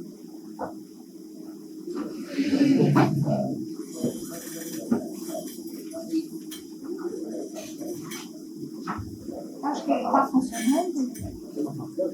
Hola, Marta. A mí me gustaría saber cómo fueron las relaciones sociales en las distintas obras que mostraste. Si fueron amenas, si la sociedad se sentía representada o se sentía un cierto rechazo en cuanto a los proyectos, a los planteos y a todo eso. No primeiro projeto que mostrei, de Paraisópolis, havia uma participação, incluso porque é uma comunidade muito bem organizada, sabe? Então havia uma participação efetiva. Pero elaborar, como eu disse, né, alguma coisa que garanta que as pessoas todas se reconheçam como algo a ser mantido, não é muito simples, mesmo tendo garantido uma certa participação. Nos outros projetos, SESC é um caso à parte, porque eu já vou contar. Nos outros projetos, há uma participação, por exemplo, no Ateliê, que é um projeto tão chiquitito, mas uma participação muito intensa com uma pessoa, que é Jaque, que é uma artista. Houve uma participação, uma troca muito intensa. Às vezes não é possível quando se trata de uma pessoa, de um cliente mais personal. No caso do SESC, isso se dá da forma melhor possível, porque SESC tem uma política, e aí entra uma questão que é interessante de pensar, porque como SESC, todas as outras pessoas poderiam fazer igual, não? Mas SESC tem uma política de não deixar o terreno vazio, sem uso, durante todo o tempo de obra, incluso. Então, eles estabelecem, assim que eles sabem que vão construir um edifício ali, eles começam a ter o que eles chamam de uma unidade provisória. Eles estabelecem usos e programações. No caso do SESC 24 de maio, porque era um edifício, era muito difícil realizar isso. Eles realizaram por um tempo, mas durante a obra eles não conseguiram manter, o que foi pena. Em outras unidades, que são construções mais horizontais, eles permanecem desde o início até o final da obra, nunca para de funcionar, digamos assim. E isso é muito interessante, porque quando se empeça a começar o projeto em si, já tem uma infinidade enorme de informações e de relações estabelecidas e de coisas que as pessoas se manifestam. A tal ponto, por exemplo, porque a Escola da Cidade está envolvida na elaboração de um projeto para uma nova unidade do SESC, que é o SESC Campo Limpo. E eles fizeram nós outros fizemos junto com o SESC um workshop e as pessoas se manifestavam. Então, por escrito, havia toda uma dinâmica. E essa pessoa dizia assim, que ela esperava que a futura unidade definitiva não perdesse a informalidade da unidade provisória. Isso é um projeto coletivo? Não é um projeto coletivo, porque, por outro lado, o SESC é uma instituição que tem um programa muito elaborado já. Pero, por exemplo, na primeira hora, sim. Me imagino mais como um projeto coletivo. Sim, bom, dentro da escola, sem dúvida, é um projeto de muita gente e muitos acontecimentos. Pero uma declaração como essa que eu falei é levada em consideração. Por exemplo, Outra pessoa dizia assim, que a unidade definitiva possa deixar céu aberto, como hoje é. Essas coisas fizeram diferença na elaboração do projeto, né? São contribuições. Agora, essa questão da participação é uma das coisas mais difíceis, no meu entender, que a gente tem que conseguir realizar, porque não é simples, não? Mas acho que é algo que tem que ser absolutamente perseguido, porque é fundamental. ¿Y tenía algún mediador? ¿Hubo algún mediador? No caso de Antonico, havia a própria municipalidade e assistentes sociais, e já havia todo um trabalho com a comunidade referente, porque esse projeto veio acompanhado de todo um projeto de saneamento da região. Não era só Antonico, havia todo um plano de saneamento de toda a área. Então, havia a municipalidade. Agora, não é fácil, porque ao mesmo tempo que havia as lideranças, havia o tráfico também, né, que está presente. Então, são negociações, né, que são muito complexas, no sentido de encontrar coincidências, não é? Como se diz isso? Consensos. Gracias, Marta. Graças a ti. Si tienen preguntas.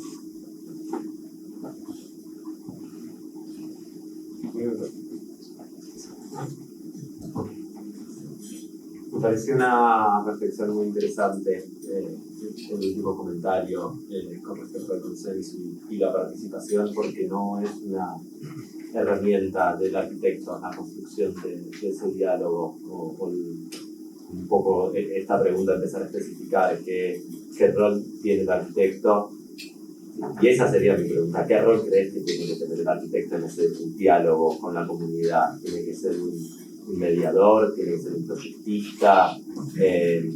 ¿Cómo se construye ese vínculo con la sociedad? Bom, eu penso que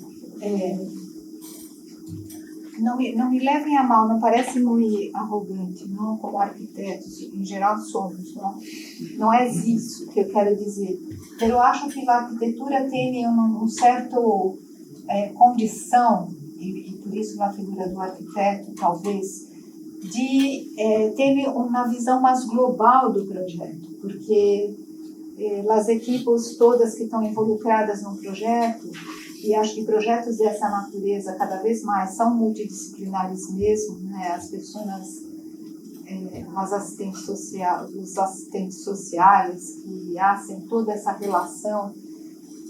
Mas a figura do arquiteto acho que tem uma condição de ter essa visão mais global de todo o conjunto das ações que estão envolvidas no projeto urbano.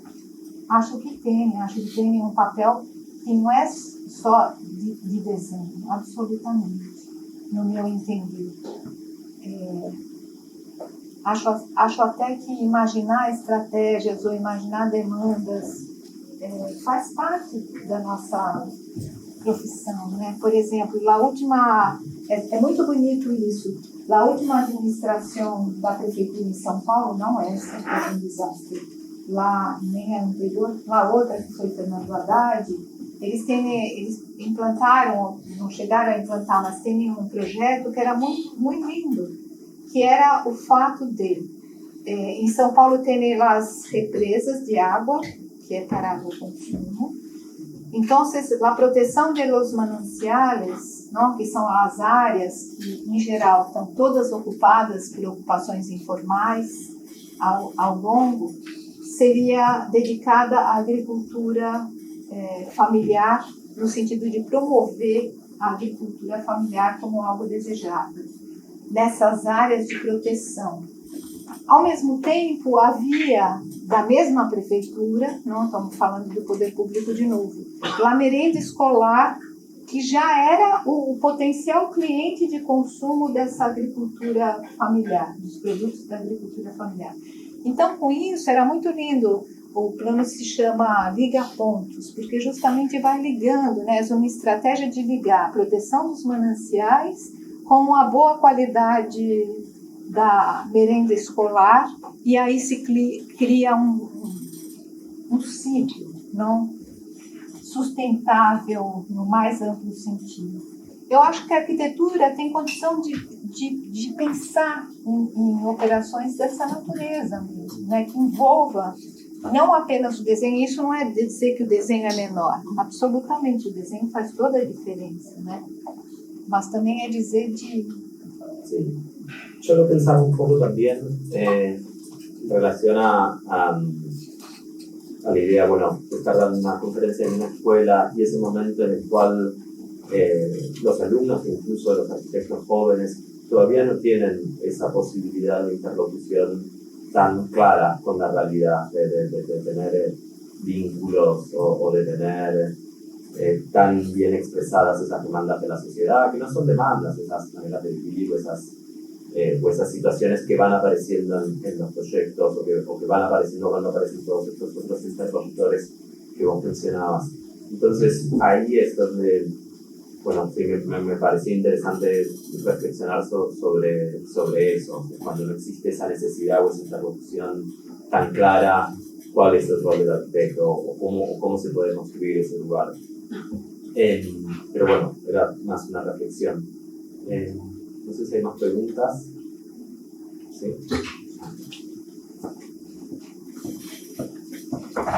Hay una llave.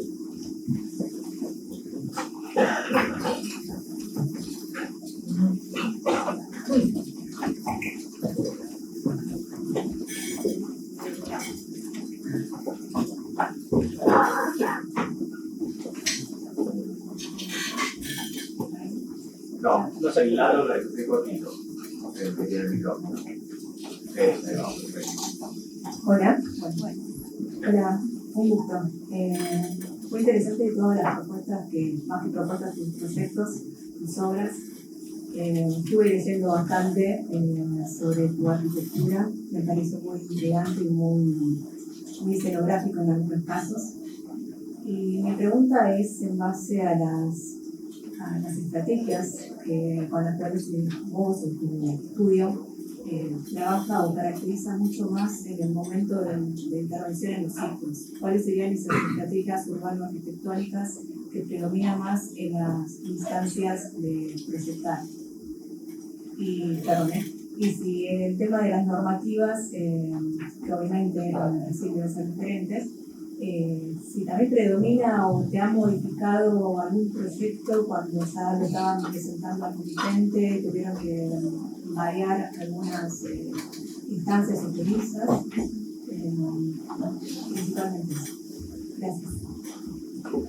Bueno, acho que as estratégias são muito variáveis, dependendo de cada questão ou de cada situação que se coloca. Pero, a condição geográfica do lugar, a condição climática, os ventos, o sol, o desenho da cidade naquela região, a característica cultural, tudo isso são, como se diz isso, são setas, não? São caminhos, são norteadores do que se imagina para o projeto. A estratégia construtiva, por exemplo, pode ser, dependendo da situação, um forte elemento. Por exemplo, eu estava mostrando a casa em Salvador, que era necessária uma estratégia construtiva que permitisse instalar algo antes para escorar, para depois tirar a estrutura existente. Então, alguma coisa poderia ser madeira, pelo acero que se fabrica e se coloca lá como na construção pré-fabricada, né? Algo que se monta lá dentro, que se viabiliza.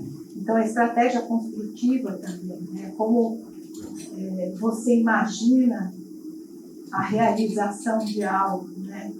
A estrutura que passa no vazio central do SESC, é o que faz imaginar uma piscina, não é uma fantasia. Né? O projeto não é uma fantasia. Ele é uma elaboração de uma série de questões que você vai observando e que já estão, muitas vezes, pré-existentes, né? Como latências, né? Por exemplo, as rampas no SESC não são uma fantasia, elas vêm de um desejo de uma circulação que seja muito festiva e que seja convidativa para que as pessoas de fato frequentem o edifício. Se a legislação já fez algumas vezes a gente mudar a direção, em geral a gente conhece, a gente não, né? As pessoas muitas vezes são pessoas que conhecem a legislação, porque não sei se é assim aqui. Porque em São Paulo, no Brasil, é muito complexo, existem legislações que inclusive são contraditórias umas em relação a outras. Então, vocês têm pessoas que se dedicam a conhecer a fundo a legislação. E são uma dessas pessoas que a gente conta, né, na equipe de um projeto, por exemplo.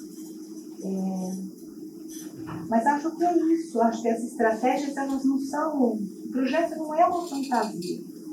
Né? Eu não sei, isso...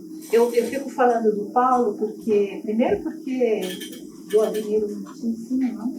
E também porque a experiência com ele nos ensinou muitas coisas. E, principalmente, uma observação absolutamente aguçada.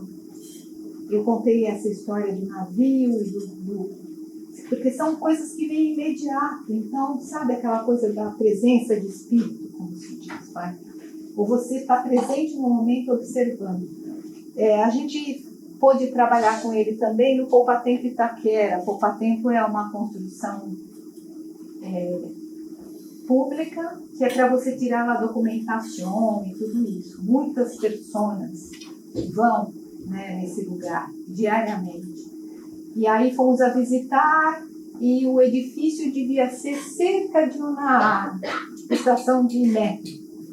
Nesse dia estava chovendo muito, então fomos à estação de metro e a pessoa que nos acompanhava disse: mira, nós não vamos allá porque está chovendo e tem muita barro, está muito sujo. Pero o terreno é alheio. Paulo imediatamente virou e disse: não, como? Teria que fazer acá, ligado à estação do metro. Você acabou de dizer que está chovendo, nós não vamos olhar, tem que ser acá. Sim, pero não há terreno, mas há um estacionamento, se faz aéreo sobre estacionamento. Então, esse tipo de observação e que não vem por partes. Bom, estou falando de Paulo, não? Não quer dizer que nós outros conseguimos isso todo o tempo, não. Pero vem de uma vez, sabe? Se percebe a situação e aí, quando se percebe a situação, parece que a solução é algo que já vem como resposta, não sei. No caso dele, isso se passava bastante assim. Mas acho que é algo que é um aprendizado, não? Com a experiência, nós outros. Bueno, Marta, si te parece, vamos a las últimas preguntas.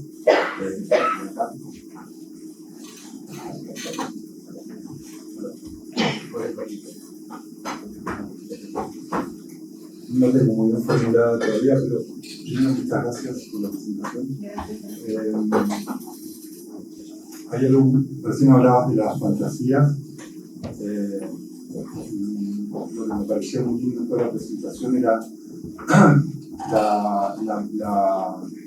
la construcción muy directa entre problemas muy específicos y respuestas casi sin metáforas. O sea, una arquitectura que no está construida a partir de metáforas, sino como a partir de observaciones directas de la realidad. Y después había como una sensibilidad muy grande entre lo que se toca y lo que no se toca. Mismo en la silla, en la casa, que hay una pared doblada, entonces si hay una estructura que funciona de una cierta manera, o en el CES, los programas apilados, pero está la manera la manera en que se cosen esos programas. ¿Cómo pensás eso? Es como una punta bastante como nebulosa, pero ¿cómo pensás eso en la arquitectura vos, en las cosas que se tocan y las que no? O cómo construís, me parece que hay como una manera de construir relaciones entre cosas que se están tocando, pero que no se llegan a tocar. En las paredes que están un poquito dobladas y las cosas que vienen, o en la calle, el agua, que antes era una barrera, pero sigue pasando el agua y las cosas todavía no se llegan a tocar todavía, o cómo se apoyan los edificios en el piso. Essa é uma pergunta. No, es una sí. O sea, sí, como me parecía como lindo eso, como una... Muitas vezes eu acho que não tocar também é como... Lo mismo en las vistas, como las cosas que se ven y no se ven, como que en esa relación de no tocar las cosas se construyen relaciones muy como fuertes. Sim. Quando alguém não é na fantasia, não sei se é certa essa afirmação tão enfática, não é uma fantasia, porque as fantasias são boas também. Não é uma fantasia no sentido de que é algo que se imagina, pero completamente inexecutível, ou que tem uma manobra absurda para poder ser executado, que não tem a ver com a construção, com a possibilidade, com a cultura do lugar, esse tipo de coisa. Acho que a fantasia é uma coisa muito positiva, né? Não é uma coisa negativa. A questão de não se tocar, muitas vezes, é também uma estratégia, né? Por exemplo, como é que você chega perto de algo que tem uma precisão muito grande de outra coisa que é muito imprecisa, né? Então, por exemplo, no ateliê, a estrutura é autoimportante, não se toca, justo para que não se crie. Primeiro, que seja muito claro que essa é uma estrutura autoimportante, né? Que é diferente, por exemplo, da casa de Salvador. Na casa de Salvador não só tocava, como apoiava, né? Complementava as duas paredes laterais. Não sei responder essa sua pergunta. É complexo.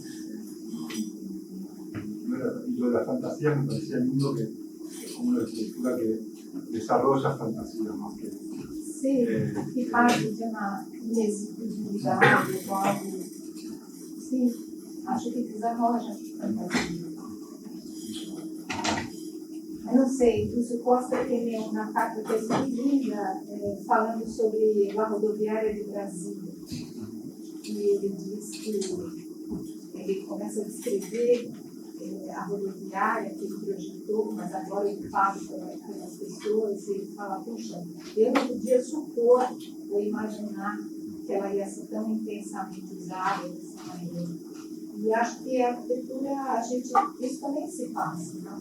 Eu acabei de mostrar o espelho d'água, que foi inicialmente imaginado para não deixar as pessoas chegarem no limite, que é justo onde as pessoas vão. Eu acho que tem a disponibilidade, né? A arquitetura ela tem também a gente, como desejo, de fazer algo que seja disponível, né? Que as pessoas possam se apropriar das mais diversas formas, inclusive das formas que a gente não tem hoje em dia.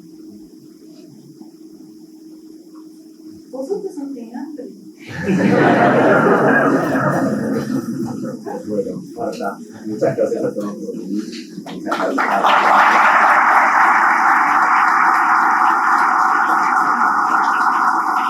Graças por a presença de vocês, muito simpático. Graças.